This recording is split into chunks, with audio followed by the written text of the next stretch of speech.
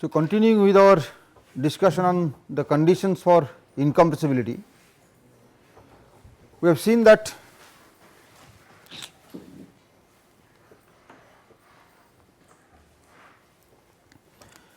the requirement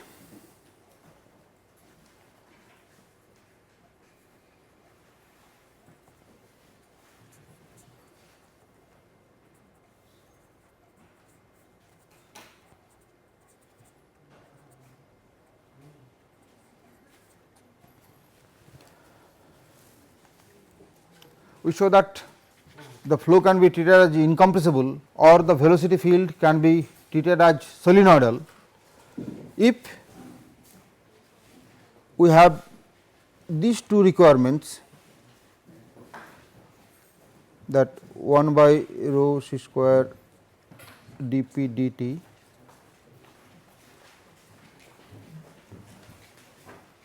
much less than u infinity by L,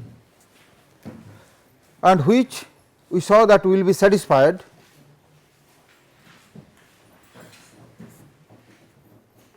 if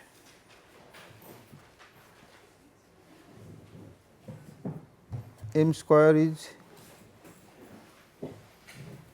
much less than 1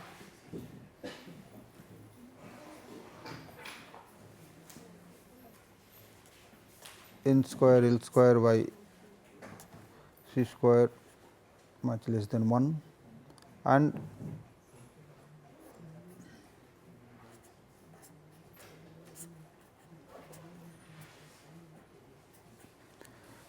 assuming that the body force is only gravitational force, that these three conditions together will satisfy this condition.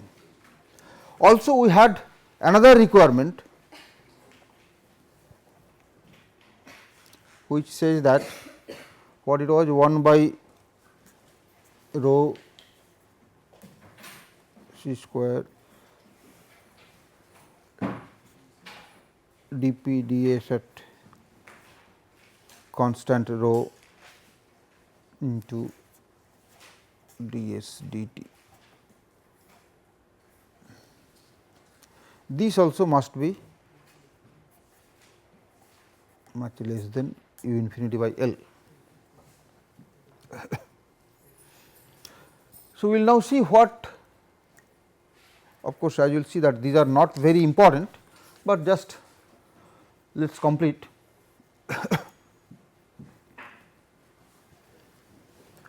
We can write that 1 by rho c square dp ds rho is equal to minus 1 by rho c square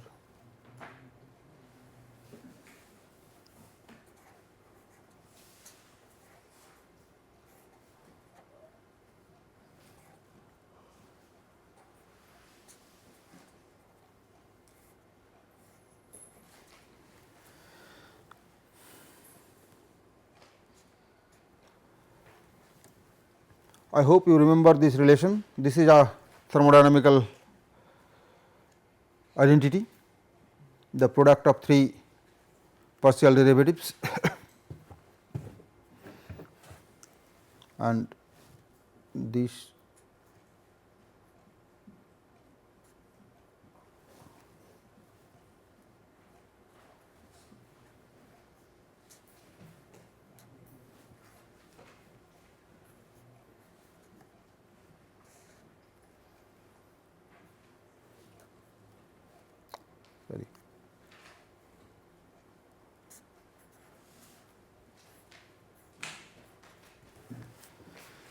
this c square gets cancelled here. This dp d rho at constant entropy, that is what is c square. So, this c square gets cancelled and this d rho ds is written like this, d rho dt by ds dt.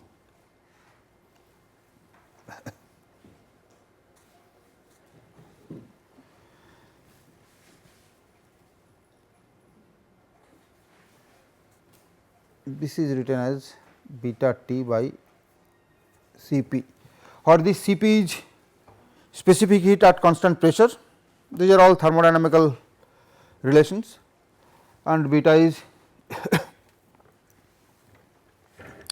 conductivity. So, this is what this term can be written, and then the remaining term what it was into ds dt, that ds dt, if you look back to your energy equation, from energy equation ds dt can be written as 1 by T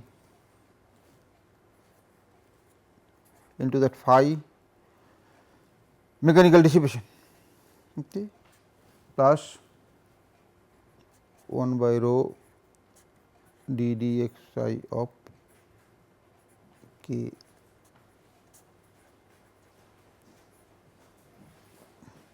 This is obtained from energy equation.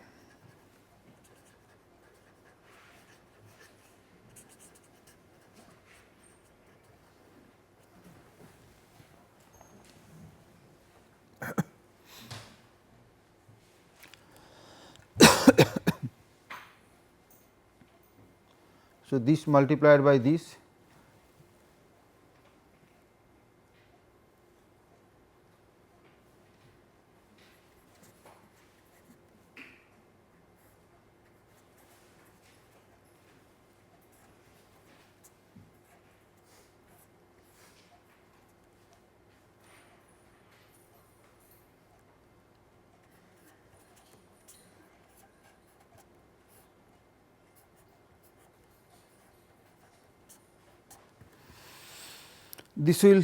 this means this into this.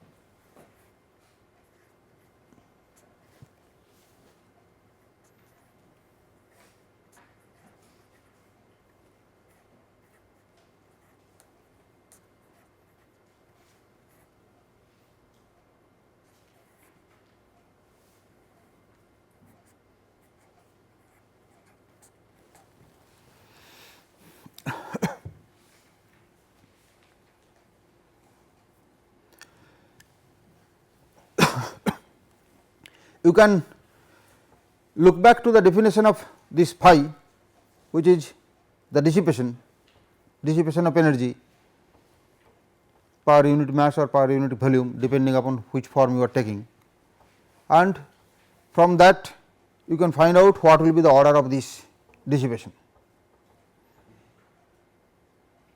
If you remember, it was mu into, I think you can look back to your notes and see that phi was described as mu into E I j minus 1/3 divergence of u into E I j minus 1/3 of divergence delta I j.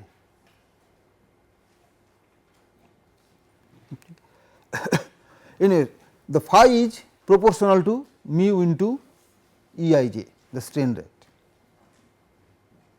So, you can see what will be the order of this phi.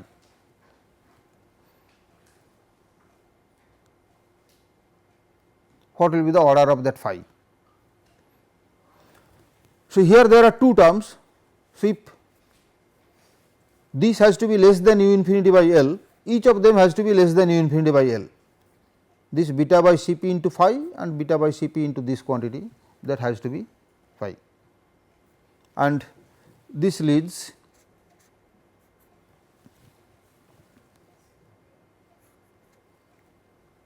beta u infinity square by Cp to mu y .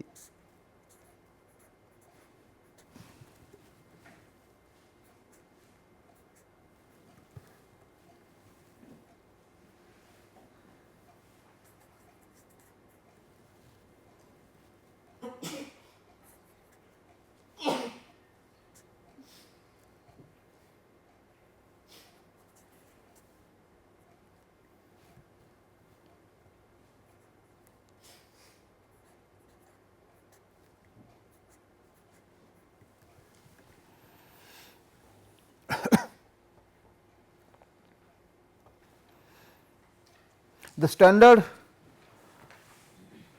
magnitude of these, say if the fluid is water, then these will have the general value is of the order of 10 to the power minus 10 or even smaller. So, you see that they are almost invariably satisfied. It is very rare case when these are not satisfied, the very rare case when these conditions are not satisfied.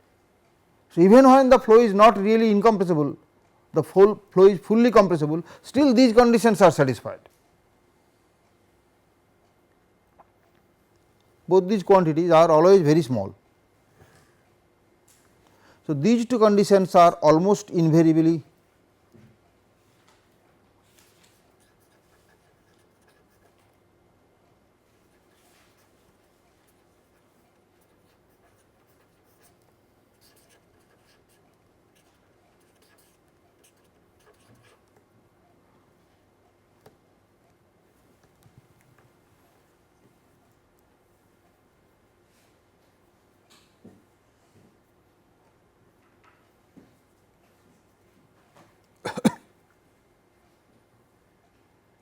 there it is stated that this condition for incompressibility will be violated if you are interested when your length scale and velocity product of this u infinity L is less than even 0.1, product of u infinity L is less than even 0.1 and you are considering a very high temperature flow. In that situation, this will be violated. But see, those are hardly any practical case, at least for us. So, we will never encounter any situation where these two conditions will be violated. So, based on these two conditions, rather we will be able to say that all flows are incompressible. However, we have seen that there are 3 more conditions. So, out of these 5 conditions, we now have 5 conditions, the 3 coming from the dp dt term and 2 coming from this term. Out of these 5 conditions, these 2 are almost invariably satisfied. The condition related to body force G L by c square, that is also almost invariably satisfied. As you have seen that when you are interested to in the scale of the atmosphere itself, only then that term will be important. We will not be able to consider the flow incompressible if we are considering the whole atmosphere, but if we are interested only a small portion of the atmosphere, that term will never oppose us in our approximation of incompressible flow. So, since these 3 conditions are almost invariably satisfied, what remains are basically the other 2 conditions, that m square much less than 1 and n square L square by c square is much less than 1. And in case the flow is almost steady or nearly steady or fully steady, then that condition n square L square by c square is also not important. So, for steady flow, the only important condition is that Mach number is small, square of Mach number is much less than 1. So, for steady flow, the only important condition that is required for the flow to be treated as incompressible is that the square of Mach number is much less than 1, but okay, it never gives much less than 1 means how much. It never say clearly that okay, this square of the Mach number should be less than 0.1 or 0.2 or 0.5, nothing. But since it says that if the square of Mach number is much less than 1, then the flow can be approximated incompressible, meaning as your square of Mach number becomes smaller and smaller, your approximation will be better and better. So, if the square of Mach number is say 0.1, your approximation of incompressible flow will be better than if it were at say 0.4. If m square is 0.4 and you are using an incompressible flow, and for m square is 0.1 and you are using incompressible flow, it is expected that when the m square is 0.1, your approximation is better, your solution is more accurate. But it never specifies that m square has to be this much, it says m square is much less than 1. So, much less than 1 is of course your interpretation. There is of course a standard thumb rule. It often says that if Mach number is less than 0.3, Mach number is less than 0.3, then the flow is approximately incompressible. And given that in most cases if your Mach number is of the order of 0.3, the pressure change involved in that situation is at the most of about 5 to 10% of the absolute pressure. Okay. Mach number 0.3, say in case of air, is approximately a speed of nearly 100 meter per second, a flow speed of nearly 100 per second, a Mach number of 0.3 is. So, if you want to have a flow at Mach number 100, the pressure difference that you really need is of the order of 5 to 10% of the atmospheric pressure or absolute pressure. So, that is a very small change. So, when the flow Mach number is 0.3, this is taken as a thumb rule, but do not take it for granted that in all situations if Mach number is about 0.3, the flow will be very good approximation for incompressible flow, not necessarily. There are many situations even when at Mach 0.3 the flow is quite compressible. Particularly if you remember, we talked about, I think in the very beginning, about high speed flow, high lift devices, that during landing and take up the aircraft leading edge and the trailing edge can be deflected with respect to the remaining part of the wing, if you remember, which are called high lift devices to produce high lift during time of takeoff and landing. And with those high lift devices deflected, a flow at Mach 0.2 or 0.3 is highly compressible, not incompressible. So, even though it is taken at Mach number 0.3 as a thumb rule for incompressible flow, limit for incompressible flow, but do not take it to be gospel. Okay. This depends on situation to situation.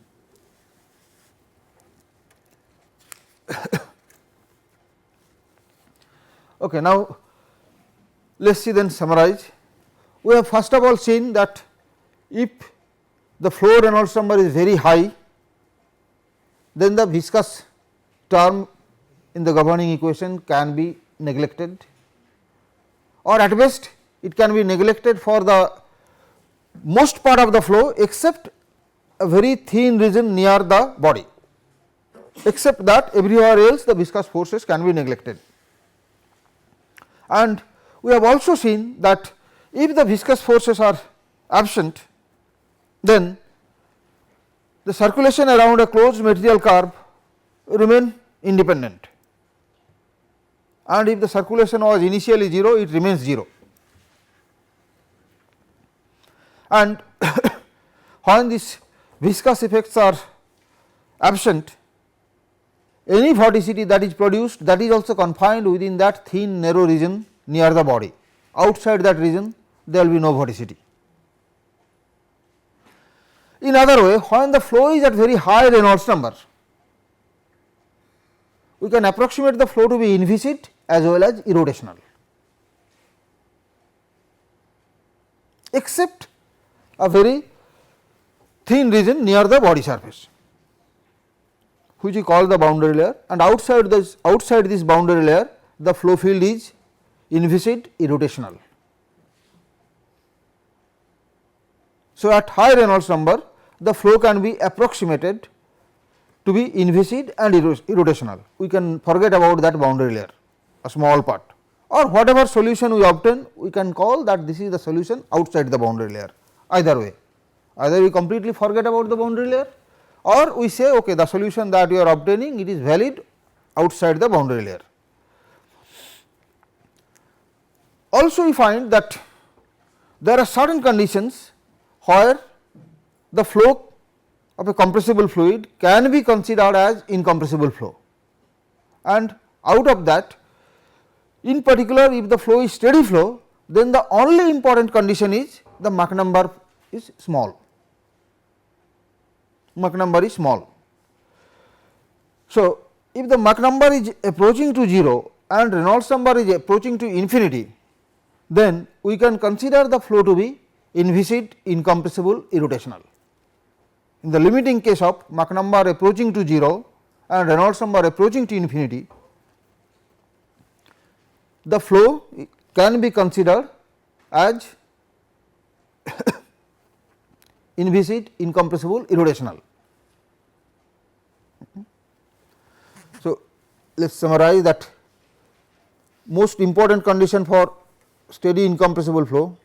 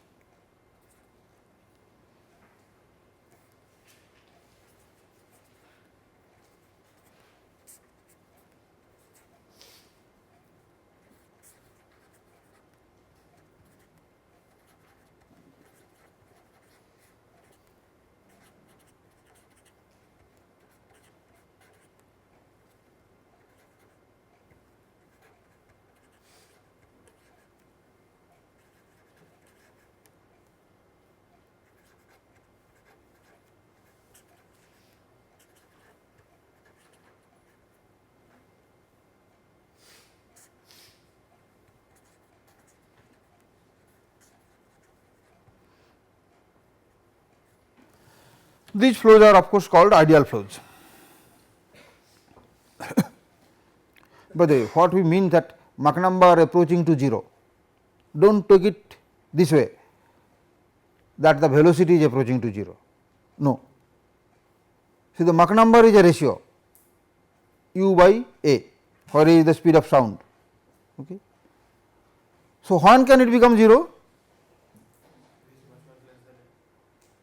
If a approaches infinity or u approaches 0.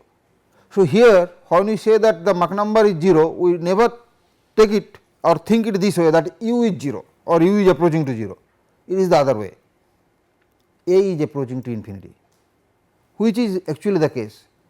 See, what is dp d rho, speed of sound dp d rho, that is square of the speed of sound.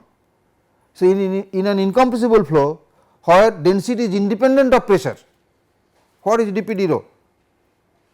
Is infinite. There is no change in density due to change in pressure, that is by definition an incompressible flow. No change in density due to change in pressure. So, what then dp d rho is infinite. So, the speed of sound is infinite. What is the meaning of that? The speed of sound is infinite in an incompressible fluid.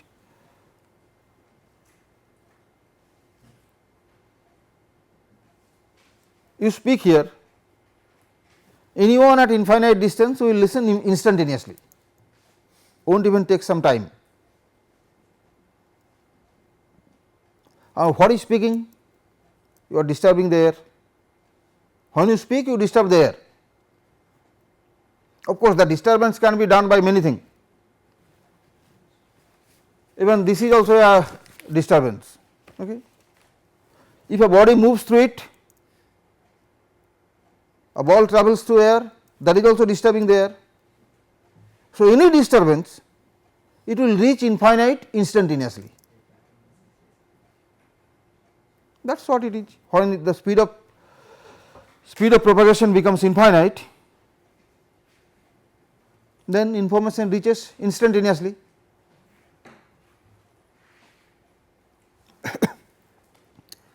So, in an incompressible fluid or incompressible flow, any disturbance will reach everywhere instantaneously, because the speed of information propagation, that is what is the speed of sound.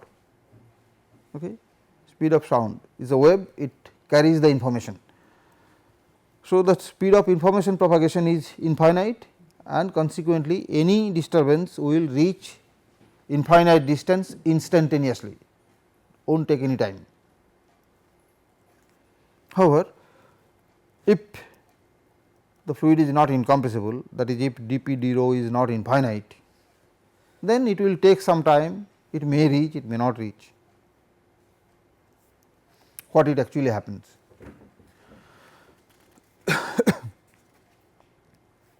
Anyway, we are not much interested at this stage in that part of the flow.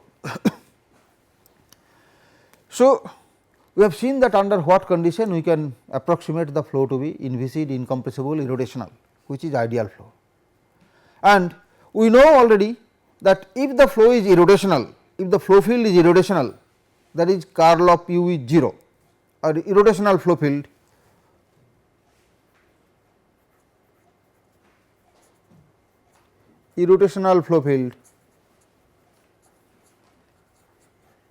means that curl of u is 0.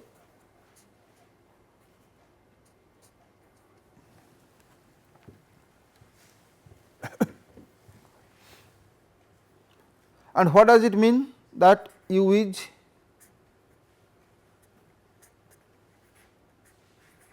gradient of phi? This phi is velocity potential. Please, sometime we are using phi as dissipation and sometime we are using as velocity potential, but I think the context, if you look to the context, it will be clear. If we are talking energy equation, only then we are using phi as potential, I mean dissipation, otherwise phi is potential.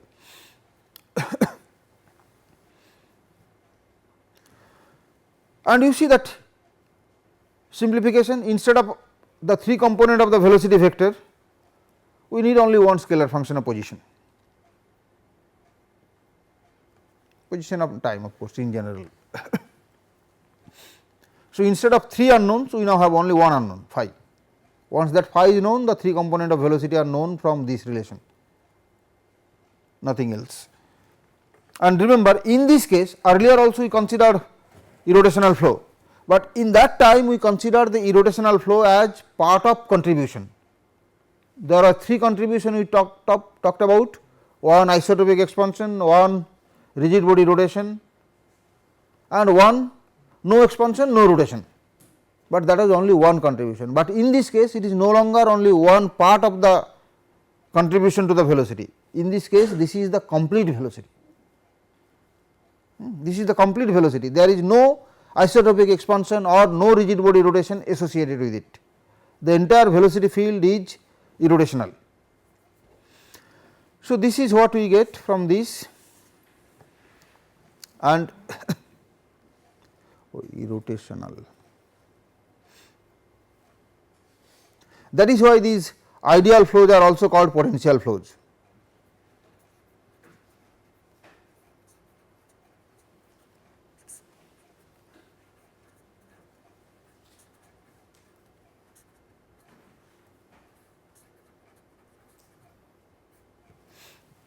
Earlier when we discussed about it, the flow was not potential, only one component or part of the flow was potential, but there are other parts also, but now we do not have, we have only potential part.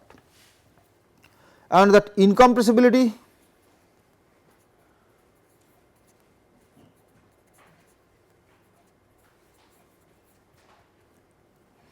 implies that velocity field is solenoidal or divergence free. The velocity field is solenoidal or divergence free, no rate of expansion, no expansion. And if we substitute it here,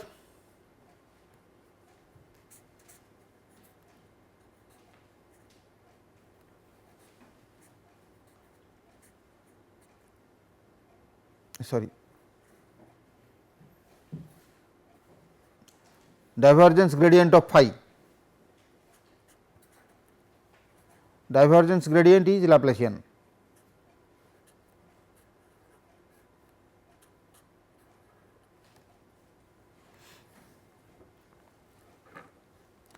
a partial differential equation to find phi. So, this alone is sufficient to find phi, we do not need anything else. So, this replaces the entire set of governing equations and this becomes the governing equation for ideal flow or potential flows.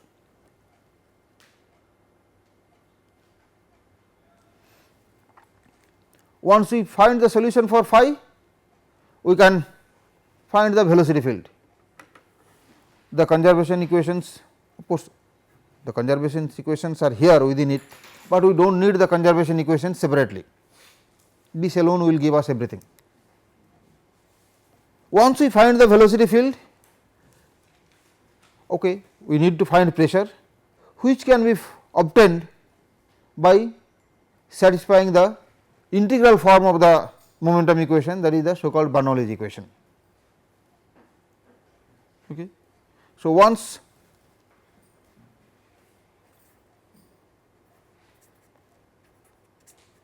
u is obtained from phi,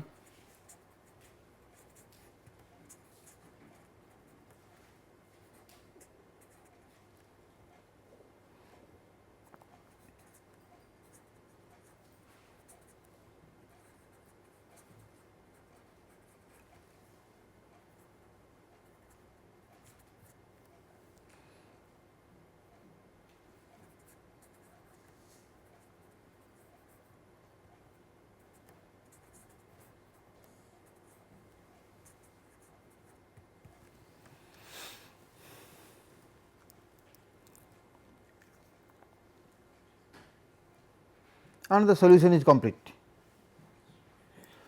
This governing equation is linear. So, you see that the simplification that we are looking for, that simplification is obtained. We said the region of difficulty of the solution of the Navier-Stokes equations or Euler's equation is the inherent nonlinearity of the equations. Euler's equation or Navier-Stokes equations are nonlinear, and in general it is not possible to find solution for those equations. This equation is linear, so that difficulty is avoided. However, this does not mean that we have the problem has become linear, because the problem is not only the governing equation. The complete description of the problem needs a governing equation and the boundary conditions. The boundary conditions can still be nonlinear, or rather in general they are. In general they are, the boundary conditions are also nonlinear. So, for a complete solution, of course, the boundary conditions also need to be linearized.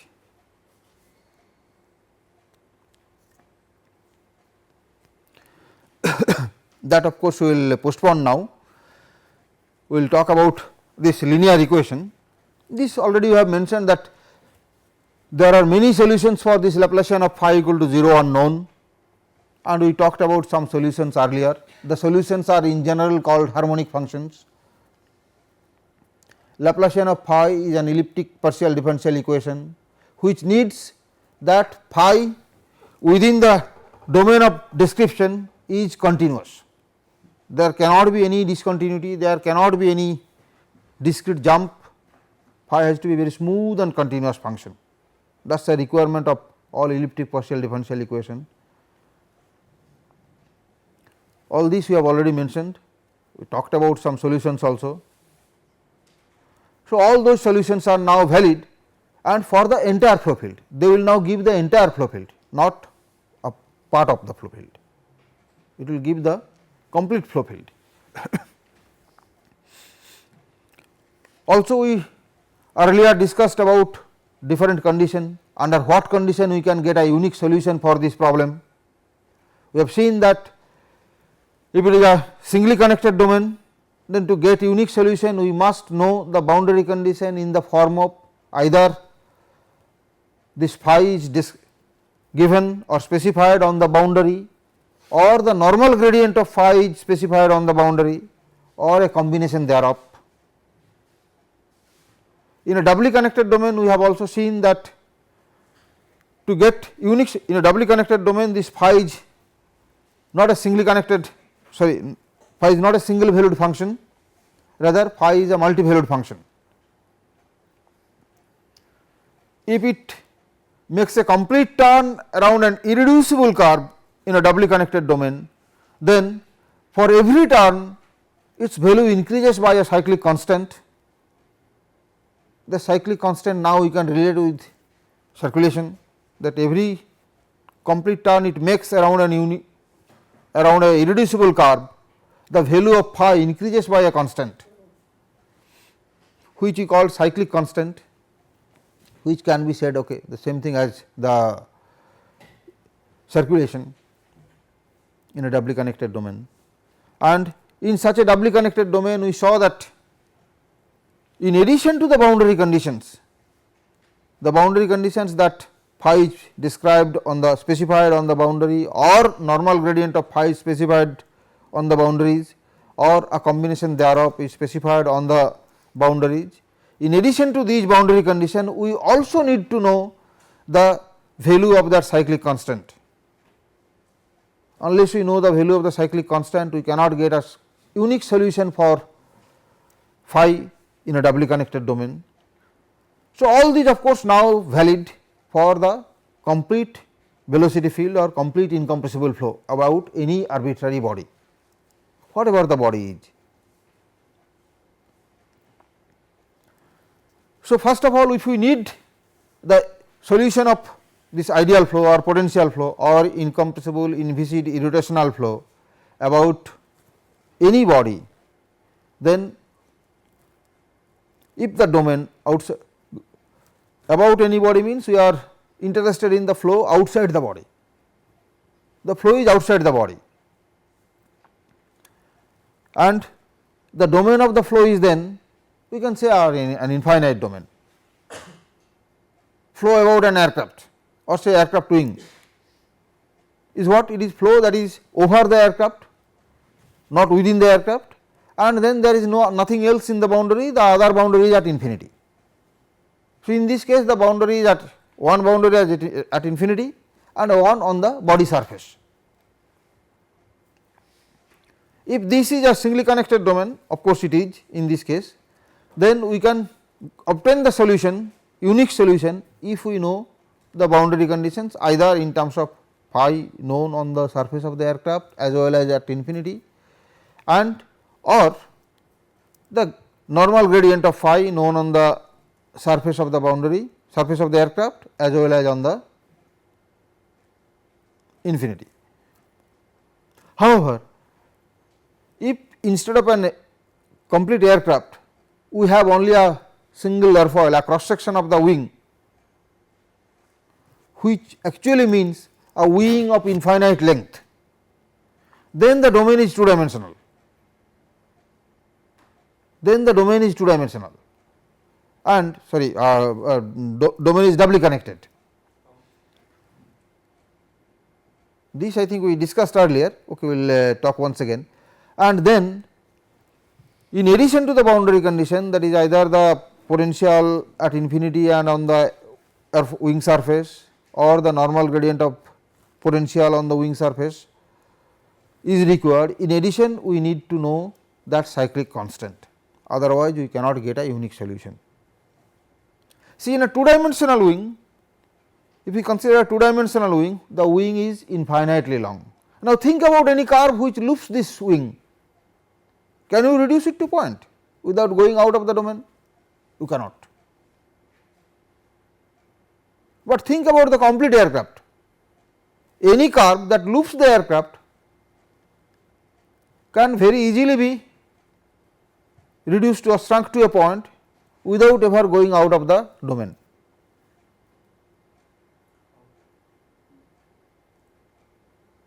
Think how it is possible. This time you think, last time I told, so this time you should tell me. We think a curve which is looping the aircraft. Now, going out of the domain is the surface of the aircraft, the complete surface of the aircraft, and think about a sphere of infinite radius. Within that, that is our domain. You cannot go out of it. So, that means if you go inside the aircraft, you are going out of the domain.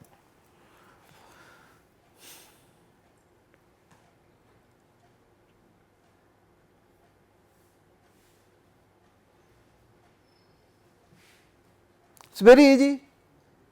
Slide the curve, take it out of the aircraft.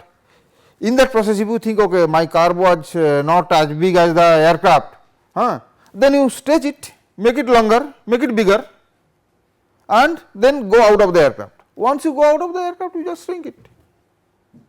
The aircraft only a small portion of the complete that infinite sphere, no? So, the wing cross section also we can do similar. How can you?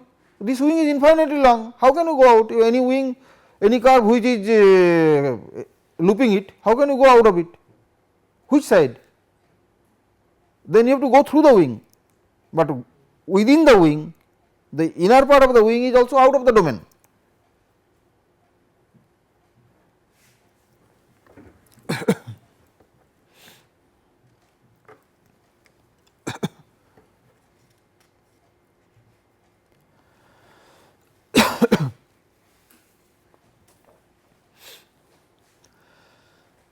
However, so this problem for Laplacian phi, already there are many known solutions. However, remember that even though the equation is quite simple, linear equation, and let us say for a given situation the boundary condition is also not that complex, but still in general you will not get a direct solution. It is usually not possible to get a direct solution. The usual practice is, it is not that you are given the equation and given the boundary condition, then you are doing something and then finding the solution. That is in general not possible. In some cases, of course, it is possible. Find what is the solution of Laplacian phi and then satisfy the boundary condition and go. It is rather other way. Take some solution of phi. Phi has many solutions known. We discussed like say that 1 by r and all, they are all solution of this Laplacian phi equal to 0 of the Laplace equation. Take some of this solution, because the equation is linear. So, solution of sum of the two solutions is also a solution. Then just consider a certain combination and then try to satisfy the boundary condition there. Say as an example, let us say that phi 1 is one solution, phi 2 is another solution, phi 3 is another solution. So, you can construct a solution which is a1 phi 1 plus a2 phi 2 plus a3 phi 3 and so on, and then you try to satisfy your boundary condition and try to get the values of a1, a2, a3. That is the usual approach of solving this Laplacian equation.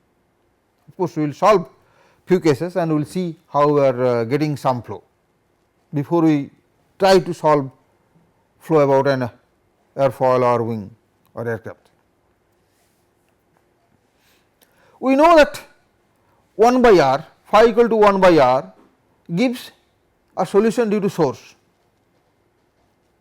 Remember, we said that is a distribution of rate of expansion with singularity at the point of the source. That is, if we distribute a rate of expansion everywhere 0, but at one point it is almost infinite, that is what is a point source equivalent to.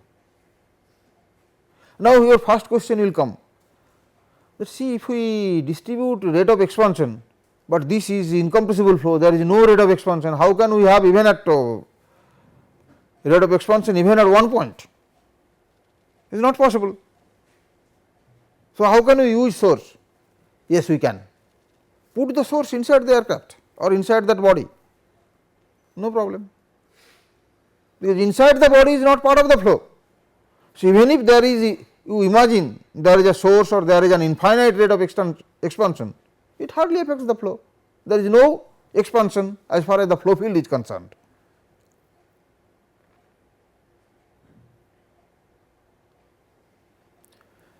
Similarly, if we need to consider a vorticity, here also we can put the vorticity with the understanding that this vorticity will inherently be within the body.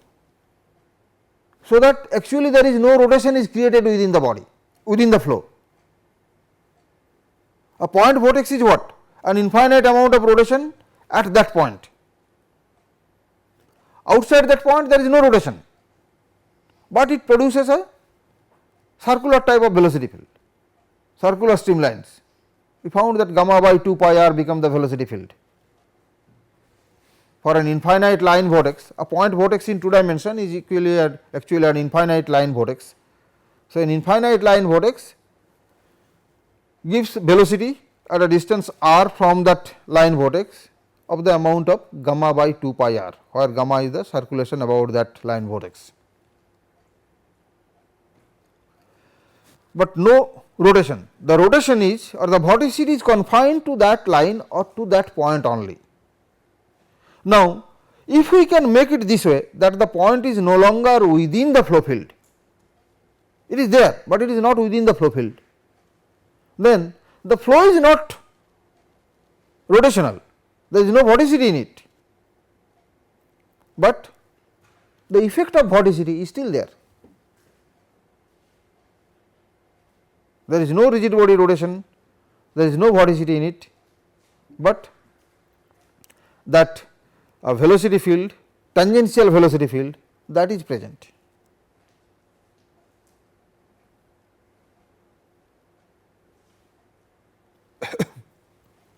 So, that is the way we can use those solutions once again to obtain the solution of now for complete flow field. So how can we decide that those are the basic solutions and how many number are those? Those will decide. Those we will decide. We will see how we are deciding depending upon it. Try it this way. What would be the potential function for a uniform flow in the x direction?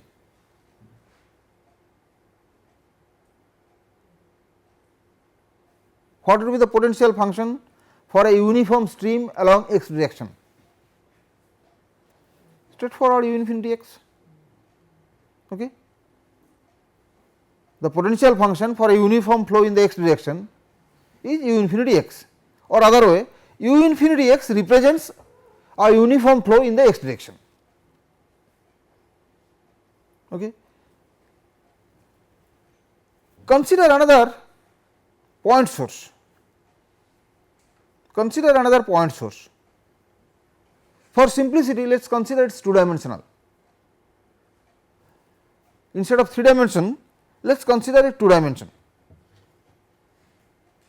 And a 2 dimensional point source of course is equivalent to an infinite line source in the third direction. So, if we consider our 2 dimension is the x and y dimension, then a point source is an infinite line in the z direction, but in the cross section of course we are seeing only one point. Let us say at the origin of that axis system we have a point source. Okay. At the origin we have a point source of strength. Earlier we were taking the strength of the point source as m. So, let us take once again as m, and what is the potential due to a point source, if you remember, for a 2 dimensional point source, we did it earlier. Point source for a 2 dimensional, sorry, potential function for a 2 dimensional point source. What is the potential function for a 2 dimensional point source, or perhaps we have mentioned there as a line source, infinite line source.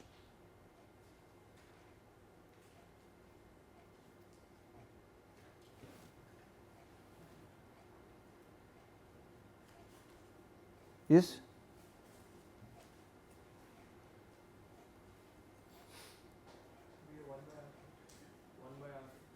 1 by r is actually for 3 dimension or a 3 dimensional point source or a genuine point source is 1 by r, rather m by 4 pi r. Okay. For 2 dimensional case,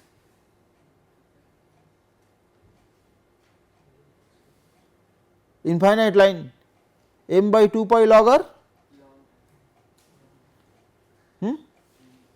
Now, m by 2 pi log r is a solution of 2 dimensional Laplacian equation, 2 dimensional Laplacian equation.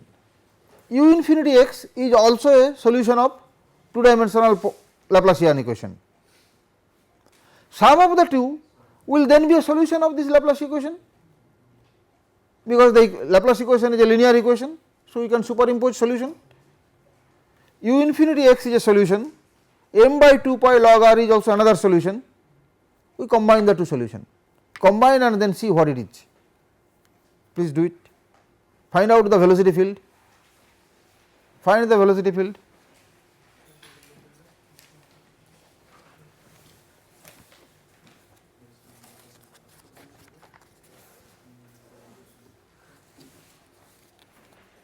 U infinity x and m by 2 pi log r.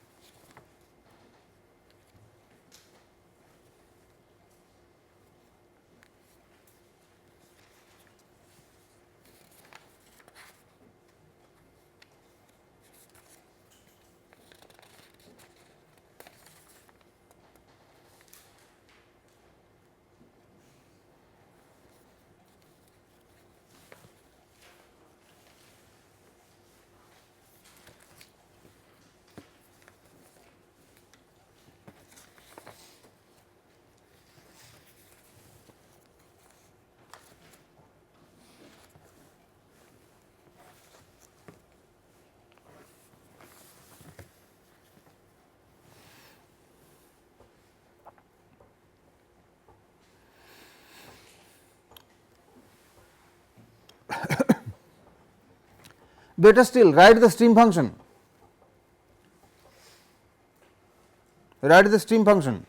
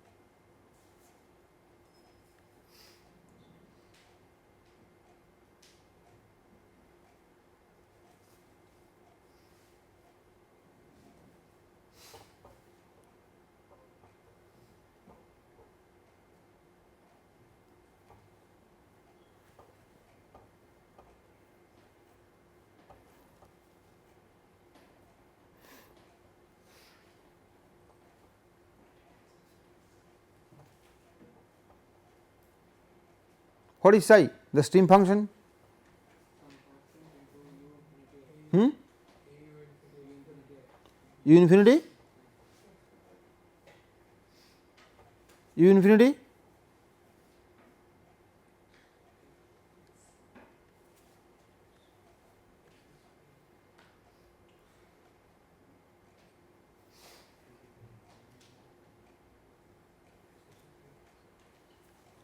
What is psi for this that uniform flow along x?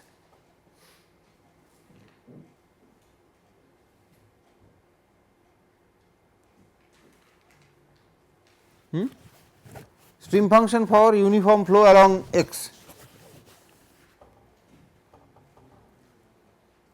U infinity y. The stream function for uniform stream along x is u infinity y.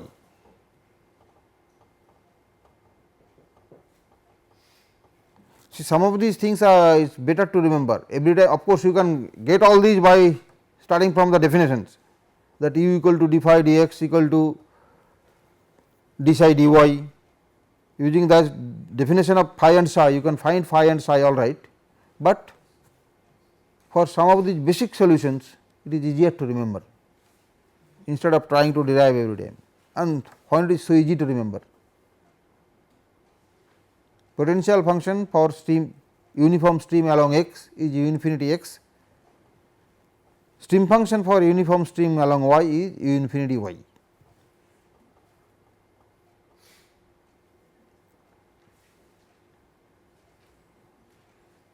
And for point source in two dimension,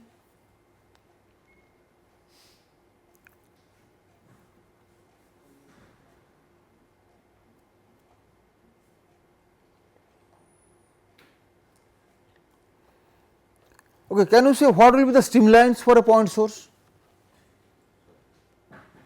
Streamlines for a point source. Point source streamlines are circular.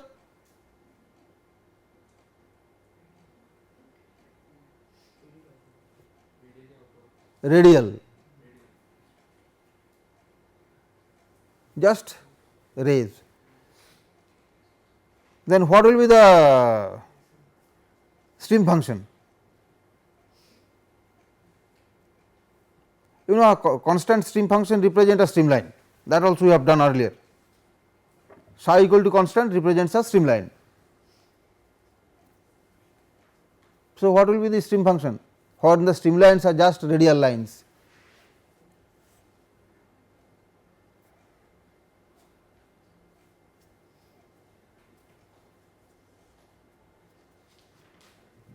What are the equation of radial lines? Think r theta coordinate system. What are the equation for radial lines? All radial lines are theta equal to constant. One radius is given by one particular value of theta. So, the stream function will contain only theta, and okay, that m by 2 pi.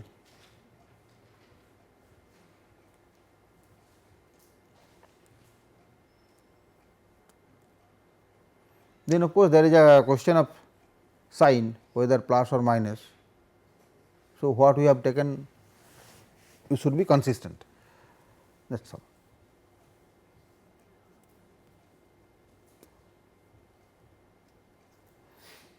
Use any sign consistently.